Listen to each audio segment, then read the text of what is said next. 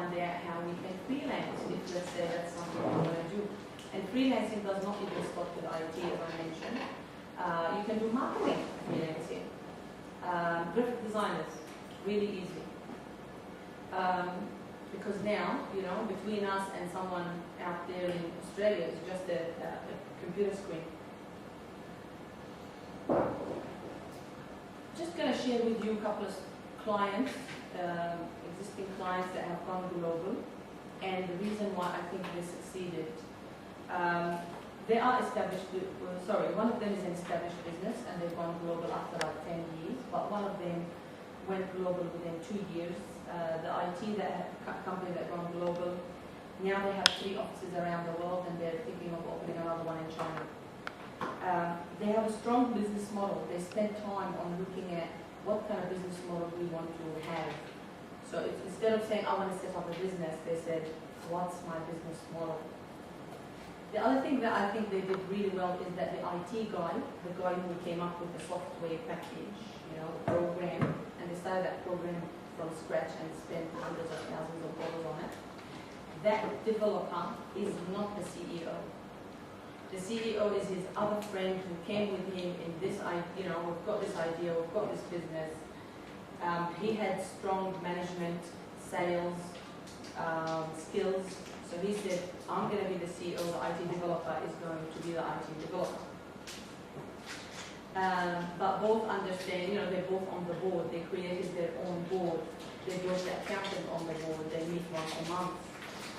They had a sales manager, you know, they appointed a sales manager that drove the business, and their focus was on sales. That's what they did. So the MD was not involved in the day-to-day selling of the business, the sales manager was.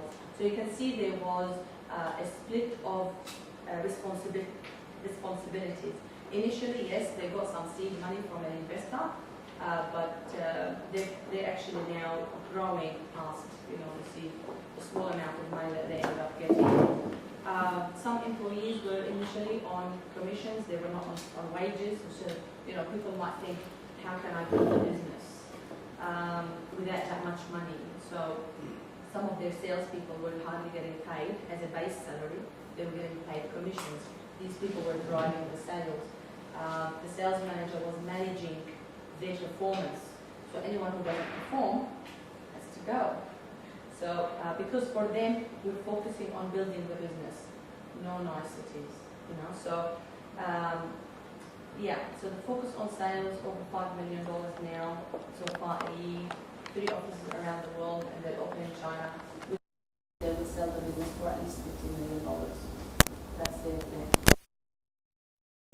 Surfing company, they started in Australia. We've got lots of beaches, so people go surfing. You know what surfing, you know? And it started with like just helping young people who didn't have much to do during to go and surf.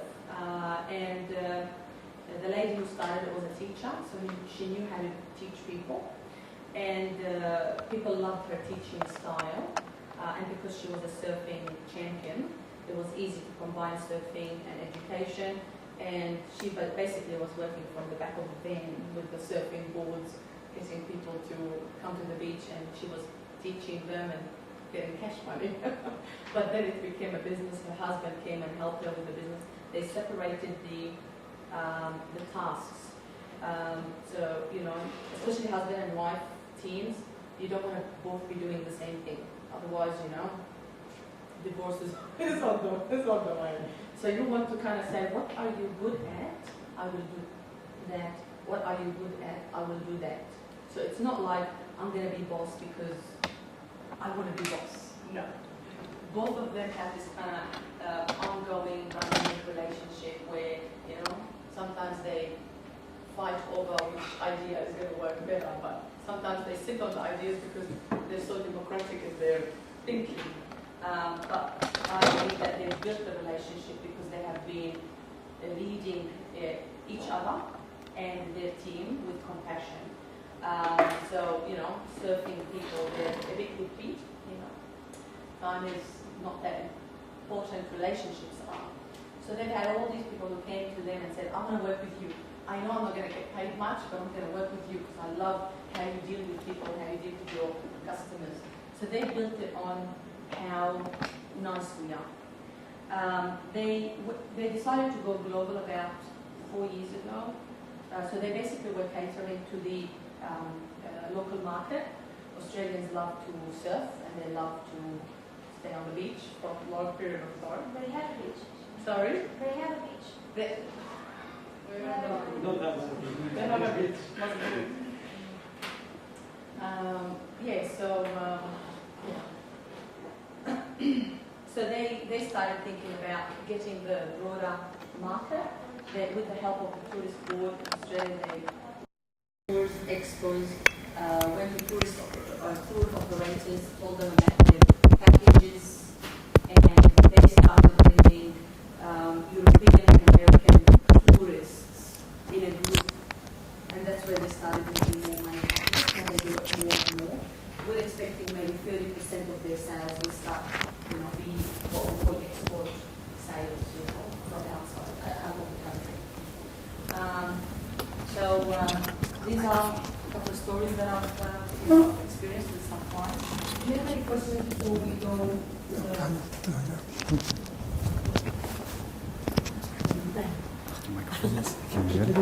Sorry. أين موجودين؟ لا. Is it on? Yes. Okay.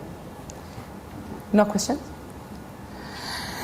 I think before we go global, I want to talk about the differences between Middle East culture and Western culture. This is from my observations, and I've also did some research. I wanted to make sure that I'm not making it up in my head.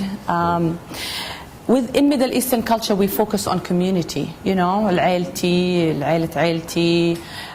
There's a lot of love for our community, our family especially. I take care of my family first. In Western culture, the focus is on the individual. Respect for the individual is more important than the community, and that's a big difference between the cultures. Nothing's wrong, nothing's right. It's just the way it is. Yeah. In Western culture, they believe in the state. That the state will take care of me. The state as in the country. We want our Palestinian state. We're hoping that our Palestinian state would take care of us. Thank God we have our own family. Also in Middle Eastern culture, we have this kind of codependent and interdependent relationships. بساعد عمي, بن عمي, أخوي, all that kind of stuff. Versus I'm independent. Even if your cousin comes and says, can you give me a job at your company? You say to them, go and apply the right channels. I'm not going to go and talk to the boss about giving you a job. That's a big difference. So we have what we call wasta in Arabic, but in Western culture they don't know what wasta is. It's all on merit. Do I have the skills to do this job? If you do, you're employed. It's not like this is 100% true. In some government, especially government, big corporate areas, this might not be the case. But in a general sense, if you go and work for small, medium-sized companies, corporate companies, some government departments, not all of them, this is the kind of experience you would have. It's all on merit. We have an issue with authority in our Eastern culture. We listen to the Rais, as you know, we listen to authority, our own parents. Whereas in Western culture, they listen to their own thinking. They have an independent mind. So when we go to our leaders, whether it's our boss or our leaders, we go to them with our problems. The difference between the Eastern and the Western is when, let's say you work for a boss in a Western country, yes, you might go and list to them the issues you're facing in your company, but with it, automatically, you will list the solutions.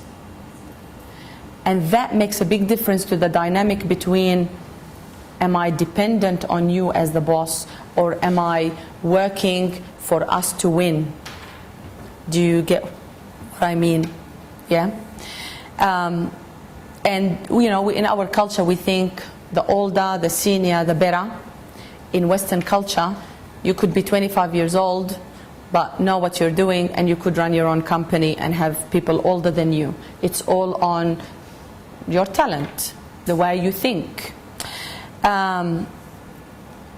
Yeah, so just want to reiterate, it's not they're wrong, we're right, or we're wrong and they're right. It's just that they have a different way of dealing with each other and how they think. We have a different way with dealing with each other and how we think. But it's important, if you want to go to a global, you know, like you want to reach globally, for you to have that in mind. Just to give you an idea, actually, this is a real life story. One client of mine, she's got her own IT company. They wanted to go and outsource to India. Indian culture has got similar kind of culture. They appointed a project manager and 2 developers to, you know, do the software. And they had like a 6-month project time. Every time she spoke with her project leader, all on track. Yep, it's happening. By the time the 6 months were over, not much was done. The project manager could not tell her we were facing these issues. He was scared. He thought that she would punish him, belittle him, and all she wanted, from her point of view, we want to get the job done. If he told me 3 months ago we're having an issue, it could have been resolved, but he was scared to tell her. And that makes a big difference if you want to go and do a job for, you know, whether it's a freelance one-on-one job or outsourcing, like you're having your own company and outsource. You want to keep that in mind, that what you say to them is the truth, and if there's any issues, you have to address them straight away. Because one thing about people in Western countries, they don't know how to punish people. You make a mistake, it can be tolerated. What can we learn from it, and how can we help each other and work together? Just wanted to kind of bring the attention on East and West and why they're different. I think the French Revolution made a big difference to Western thinking. Up until that moment, the king ran the country, you know, the France. Millions of people were dying of hunger, while the king and Marie Antoinette were eating meat. So they toppled the king, and with it they toppled the feudal system, which is tribal system. I'm going to go to my king, to my leader to feed me. That stopped from that moment onwards in Western thinking. It took about 200 years to get to where we are now, and that's the result of the French Revolution. We are living the post-effect of the French Revolution. So, you know, we just had our Arab Spring, haven't we? So with us, we are sick of authority that doesn't deliver results. So we want to deliver our own results. We are going through the same process. The difference is 200 years. So nothing wrong, nothing right. This is the way it is. I think, therefore I can. This photo is my grandmother's. She was born in Jaffa in 1924. Her parents got her married off at the age of 13, 1936. There wasn't much happening in 1936 except the 6-month, what do they call it? The strike. So her dad said, you don't have any schools. What are you doing? Nothing. So, you know, she ended up getting married off to her cousin, as we all do. She was a top student. She knew 3 languages. She only wanted to study. She didn't want to get married. She was only 13. But she believed that education brings opportunities even from that age. She made sure all her kids got that opportunity that she missed out on.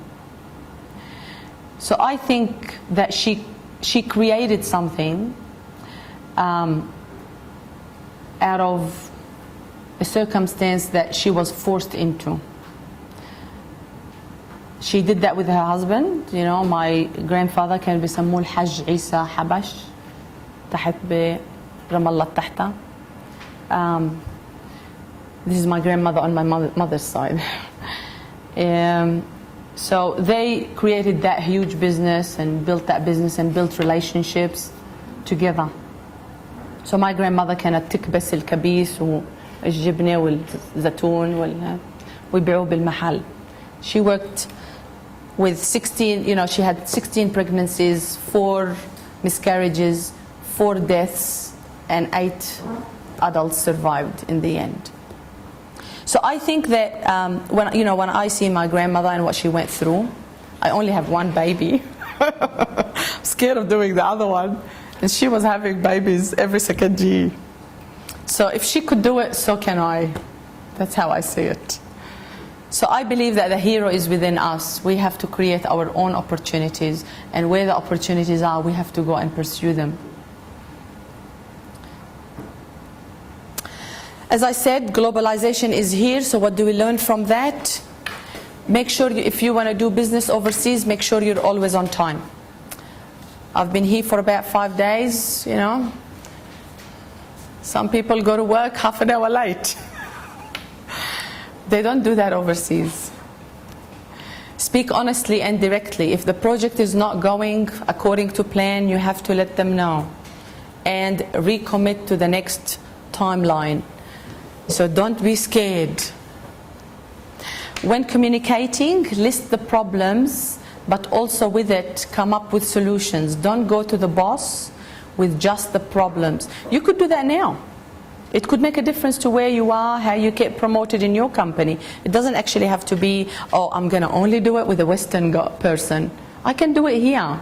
Because the boss has got heaps of problems. You don't want to add more, you want to come up with solutions.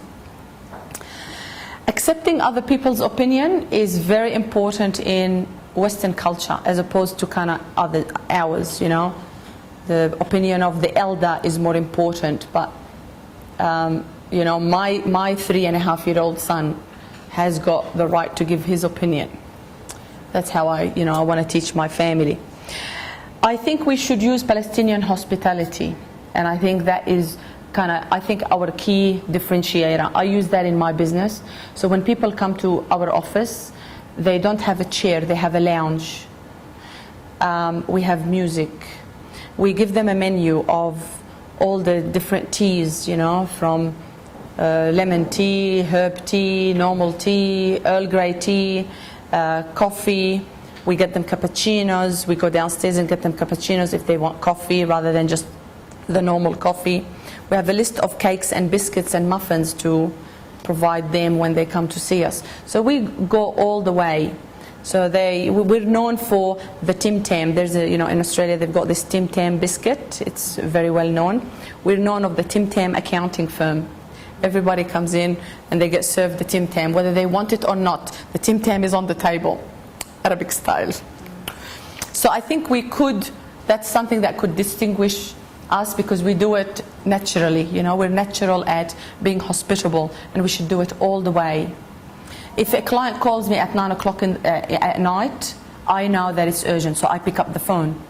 That's hospitable.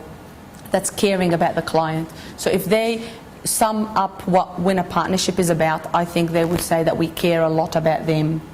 And that's something that we do naturally as Palestinians, yeah? So why not? You know, why not take it out there and show them our culture too? If we want to accept their culture, why don't we give them a taste of what we can provide to them? I think that we should view women as equals, and I know there's a few guys in the room. It's very important in Western culture for women to be viewed as equal. I don't want you to flirt with me. I don't want you to open the door for me. I just want you to respect my opinion. And that's important. I respect your opinion and you respect mine. And I think we need to learn from that because you might end up working for a woman. Because the fastest growing businesses in the world, especially small businesses, is run either by women or jointly by husband and wife. There's a lot of husband and wife teams. So if I look at the number of clients that come to see me, probably about between 30 to 40% of the clients are husband and wife. and both of them have got, it's not like the wife is the secretary. You know, they both have kind of key positions in the company to grow and to create their own company. You know, they were working for the common cause. I want to talk today about mindset as well, and I think that's, you know, that's why we're here. We want to change our mindset from Palestine, just behind the wall, in between the river. I want to change that and expand our mind, even though physically it might not be as expensive and the beach is not there, and you know, but it's, your mind needs to be free first. And I think I heard this quote from a wealth creation guy that my husband went to see. He talks about that wealth is what you are left with when you lose all your money. We've done it. It happened to us. 1948, 700,000 people lost everything, didn't they? They lost their homes, their businesses, their clothes, their furniture, their cars, their donkeys, their olive groves. We lost everything. But did we create or recreate something else, even with nothing? You hear lots of stories about people who ended up walking out with nothing. They forgot to take the gold. They forgot to take the money. They just left. So we have experienced that, but I think what we need to experience is that even if you strip me off from everything, I can rebuild, because my wealth is here and here and here. You gotta have the mind, the heart, and the guts. We say in Australian, guts. I'm gonna win no matter what, even when I'm down in the gutter. So that's what I want to talk about, how we can change the way we think. So as I said, you know, wealth is your self-belief, the vision that you have in your head, the way you think about the world, you know. Do I come up with solutions, or am I only seeing problems? Am I a focused person, or am I kind of going from one project to the other and not finishing off any? That makes a big difference on where you're going to be heading. Humility is important. You know, if I think about my grandfather, people went to see him not only to do business with him. They went to see him to talk, to solve issues that they have with their family, and then, Balla atini kaset, you know, I'll take some rice. But they came for relationship, they came for wisdom. And I think that is important, that we attract people to come to us for something that we can give them back. Fair go attitude, I don't know if you've heard of this expression, we say that a lot in Australia. Fair go attitude means, if I've been given the chance, then I want to make sure that you are given the same chance. You can prove yourself, the chance is given to you, prove yourself without you being the son of this and the son of that. Okay, everybody is equal and everybody's going for what they want. Can-do attitude, as you know, we all can do it. Yes, we can. Important to have the open-mindedness about, you know, what am I doing in my business that I need to improve? What can I learn from somebody else? You know, always having that open mind. Till now, I've been in business for 15 years. Every year I have to sit down and look at, what am I doing right? What am I doing wrong? And what can I improve? It's a never-ending process. And it will start from the inception of, you know, you put the seed in, and every time there's a new phase. Every 2 to 3 years, your business goes through a different phase. It's not going to end. So whether you are in like Bidaya, you're small, you got problems while you're small. But when you hit the next phase, you will have problems in the next phase. You need to solve them. The third phase, the fourth phase. It just doesn't end, is it? It's life. And our ability to build win-win relationships. I'm going to talk a lot about that today, because I think I've been talking to family members, and I've been here for a while, and for the past week, and talking to the guys, and we want to create win-win relationships, as opposed to win-lose or lose-lose. I will destroy you, and I know in the process you will destroy me, but I don't care. I'm gonna lose. I'm gonna win by you losing, so I can lose. So we want to have that kind of, how can I be a win-win kind of person? What can I do to help other people to win so I can win in the meantime? And that's a skill we need to learn. We're not born with it. The Aussie, the Australian, the American is not born with it. We get trained. And when you go and do an MBA or any business course, that's something that, they focus on creating relationships, building relationships. That's based on win-win. And that's part of the curriculum. So I'm going to talk about, sorry, I just realized that there's a typo here. The flea is L-E-A. The flea is like a sarsur. Sorry? Yeah. Barghut, sorry, barghut. This is a real test scientists have been doing for, I don't know how long, but for a long time. If you put a flea in a jar and you close the lid, the flea will try to get out of the jar. But every time it tries to get out of the jar, it's going to hit the lid. So after some time, the flea ends up working the kind of the distance to not hit the jar. Who wants to keep hitting the jar? It hurts. So it kind of keeps going past the jar. If you take if you take the lid off, the flea will keep going below the lid of the jar. The flea is not going to run away. And I think that's what sometimes we might end up thinking, even when the lid is open, I can't see past the lid. So we have to expand our thinking. When the lid is out, have courage and get out. So it's important that we have self-belief.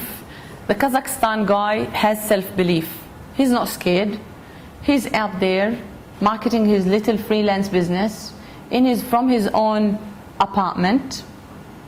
Yes, maybe making it small, $2,000 versus the Australian firm who would charge $50,000. But he's competing in the global market. He's providing his own livelihood. For $2,000, he's living 6 months. So we need to kind of have that courage. Don't be scared.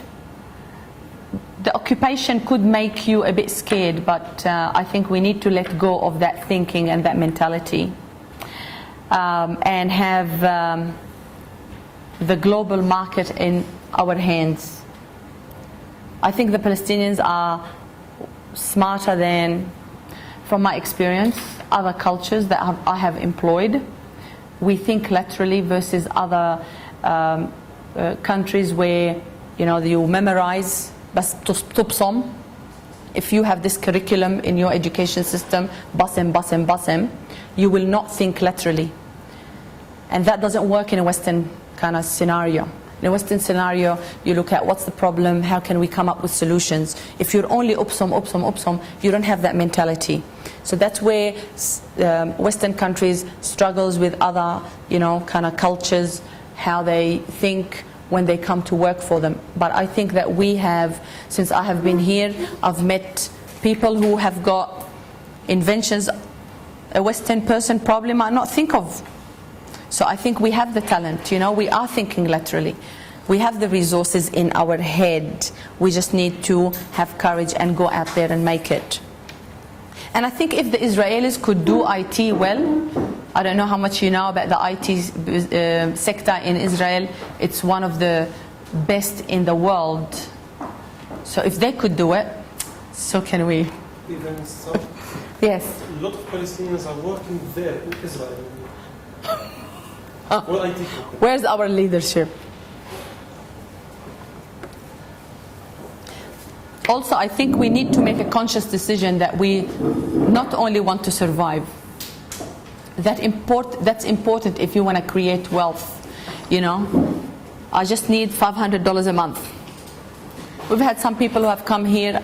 If I can make $200,000 a year from this project, I'll be happy. That's survival, isn't it? What about if you want to build a business so that you can employ other people and solve the unemployment